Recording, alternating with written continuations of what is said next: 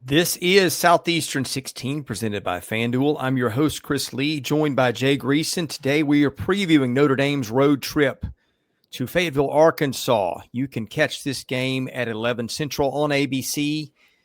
FanDuel has Notre Dame is about a 5.5-point favorite with an over-under of 64.5 as we're doing this on Monday afternoon. My computer composite has Notre Dame by about 3 points. Big spot for both teams, Jay. Notre Dame certainly cannot afford another loss if its slim college playoff hopes stay alive after two close losses to good teams. And on the other hand, Arkansas just needs to beat somebody after two losses in a row, including one at Memphis where they had it until a fumble, and then Arkansas didn't have it anymore. What a painful way. I mean, forget playing a road game at Memphis. Forget a border war type of scenario. You know you've got the SEC schedule coming. You know you've got an out-of-conference game with Notre Dame on the horizon. All of that, I wouldn't care if you're playing top-ranked Ohio State, losing the way they lost, down there deep, in position to kick a game-winning field goal. All you got to do is win. Just walk out of there with a W. Forget point spreads. Forget style points. And then you fumble it away late. Oh, man, what a gut-punching loss for Arkansas. Yeah, and after blowing an 18-point lead on top of that, I think the big concern, well, there's a lot of concerns. Arkansas seems to just make crucial turnovers when it matters the most. That's been a theme the last couple of years. And then I believe Arkansas gave up 290 rushing yards to Memphis, which begs the question, what happens against Notre Dame where you got Jeremiyah Love, arguably the most talented running back in the country? He's averaging right at 100 yards a game, and that was with the puzzling decision to give him limited carries. I think he had fewer than 10 carries in the season-opening loss to Miami, and he's just been running downhill since. The crazy thing here, and we talked about it in our power rankings, Arkansas's defense has been deservedly maligned, especially in the last couple of games in this losing streak, but really all season. The crazy thing is Notre Dame's defense is statistically worse, which is shocking for a guy like Marcus Freeman, who has elevated the Irish back to among the nation elite, primarily over the last couple of years, playing just relentless defense. Notre Dame's outside the top 100 in yards per game. I think they're 104th maybe, and Arkansas's 83rd. So Notre Dame's giving up more than 400 yards a game, Chris, and that's with a gimme in there against a Purdue team that has not beaten. That was last week. Notre Dame's first win of the season was 56-30 over Purdue, and Purdue has not beaten a Power 4 team since 2023.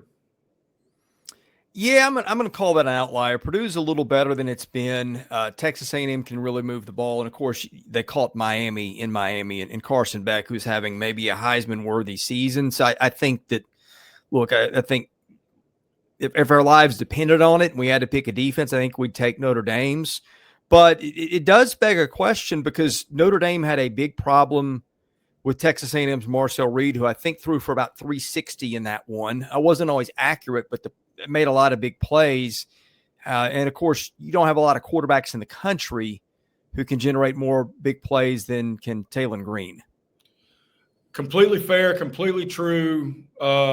Green greater than Reed.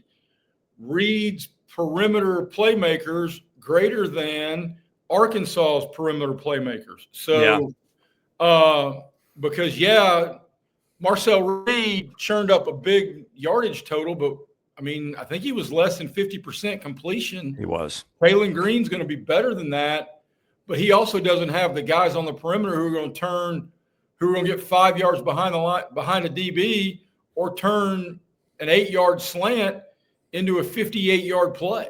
So do I think Taylen Green will have success? Absolutely. Do I believe it's going to be enough to keep up with when you've got a great quarterback on one side, he can do a lot of things to keep you in every game. But when you're seeing a team that's got an elite running back in Jeremiyah Love, which you referenced earlier, and is going to be committed to the run, and you struggle stopping the run. I mean, if you give up 290 to Memphis, Jeremiyah Love's got to be like smoking a cigar and lighting it with $100 bills watching game tape for this one. Yeah, and of course Notre Dame up front is just always so good under Marcus Freeman. That just consistently one of the best offensive lines year in and year out. I wonder if the biggest factor, though, Jay, is one we've not hit, and it's spot, right? If you're Arkansas, you've had 2 bitter losses in a row. You've got a lot of pressure mounting on Sam Pittman, and then Notre Dame, as we referenced before, Notre Dame's got to run the table just to have a shot at the playoff. So, and I'm even wondering, like in this case with Sam Pittman kind of coming into the season on the hot seat and certainly the last 2 weeks doing nothing to relieve that pressure, is it almost a disadvantage for Arkansas to play at home in a place where Notre Dame has got a national fan base and they're going to send, I would think, their own share of fans as it is? Well, and every pontiff-loving Catholic in the greater Arkansas area. So, look, I think you bring up a great point about being at home. And if Notre Dame starts quickly, do the fans get antsy? Do you hear boo birds? Are there fire Sam chants? I mean, all of that. And I also think this would play much better for Arkansas if Notre Dame was 2-1 instead of 1-2. Yeah. Because the college football playoff for Notre Dame, and that's their goal, and Marcus Freeman has elevated them to a position that it's not a hope or a wish. It is the top goal on their to-do list every football season, and it's within reach. Well, the college football playoff for everybody else starts in late December. For Notre Dame, it started last week. They've got to win every game to get there. And there is no in-between. Not with having a very blah-tastic rest of their schedule, with having no shot at winning a conference title and getting an automatic qualifying bid, Notre Dame cannot be 9-3. They just can't be. Certainly one of those games being to Arkansas. And they certainly can't be 9-3, and 2 of those losses, all 3 of those losses will be to conferences who will use it against them in the politicking around Thanksgiving about playoff positioning. So this is, while Arkansas's fan base is desperate for success, the Notre Dame football program is desperate for results. Any other topics you want to hit before we go to predictions? Well, with all the flowers, and I've been among the earliest on the Taylen Green bandwagon, he's really got to figure out a way to curb the turnovers. And, yeah. I mean, it feels like every time you start to say, okay, this is how this offense clicks, it's a bad interception. It's a miscue on a handoff exchange. It's taking a bad sack, which sometimes, yeah, the goal of every coach, you'll hear him say, we want every possession in and a kick, because punts are not as bad as turnovers, but untimely sacks derail drives and can gut your momentum.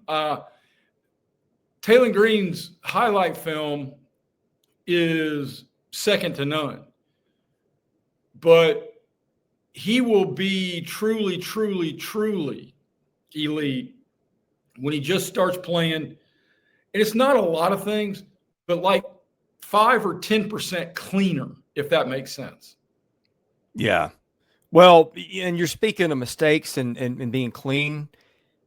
Notre Dame's averaging 30 yards of penalties a game, Arkansas 72. And by the way, that's a trend in a lot of SEC games this year. Penalties seem like they're way up in SEC games. I don't know what that is, but that's another place where Notre Dame would appear to have an edge on paper.